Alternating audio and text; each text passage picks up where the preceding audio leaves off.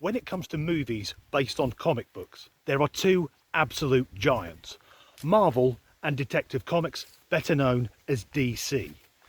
And I think it's fair to say that in recent years, DC has become something of a poor cousin. It wasn't always this way. When Batman Begins, the first of Christopher Nolan's Dark Knight trilogy, was released, and for me they are three of the best films ever made, it was dark, it was gripping, it was violent. But then, by the time the second film came out, Marvel had released Iron Man, which wasn't dark and gripping, but it was bloody good fun. And by the time the trilogy concluded, Marvel had also released Captain America and Thor. Zack Snyder's Superman film, Man of Steel, was epic, but it came out a year after The Avengers, a film which changed cinema. DC responded with Justice League, and although Snyder's now come in and saved it with the Snyder Cut, which involves making the film half the length of a working day, the original Justice League had a plot which was almost identical to that of the Avengers. So Justice League was like getting Avengers Assemble if you bought it online. And don't get me wrong, DC have done some amazing films, like the first Wonder Woman and Joaquin Phoenix in the Oscar-winning Joker. But they've also made films like Suicide Squad and Birds of Prey, and they are utter dog shit. But all of these films are based on comic books, and it's what goes on in the comics that influences what we get to see on the silver screen. And for the latest series of Batman comics, which I think is called Urban Legends 6, DC have done something rather novel. Because the Caped Crusader's trusty sidekick Robin has come out as bisexual. No one should be judged because of their sexuality, because it's not something we have a conscious choice over. And within the LGBTQ AAA+ society, the last A stands for ally. And as much as I detest anyone who refers to themselves as an ally, in this case it does apply to me.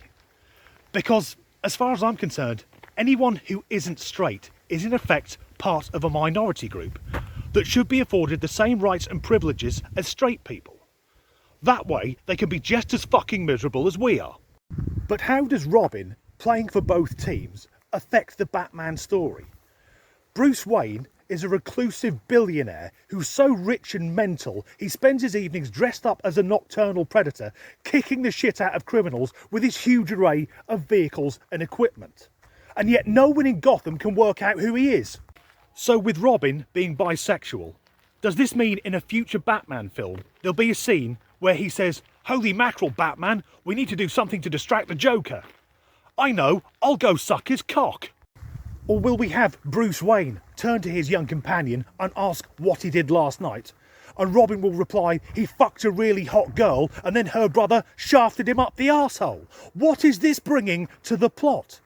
It would be like at the end of Star Wars, just before Luke blows up the Death Star, we cut to the interior of the Millennium Falcon and their Han Solo is wanking off Chewbacca.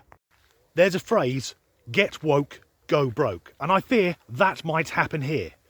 Because whenever a brand takes a well-loved and well-respected character and then alters them for nothing other than blatant virtue signalling, it tends to piss off the fan base. Now, I'm all for bisexual or homosexual superheroes, but introduce new characters.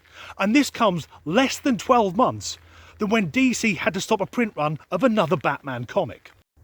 It was stopped because, for reasons which no one can fathom, in one scene in the comic, Batman is seen performing oral sex on Catwoman.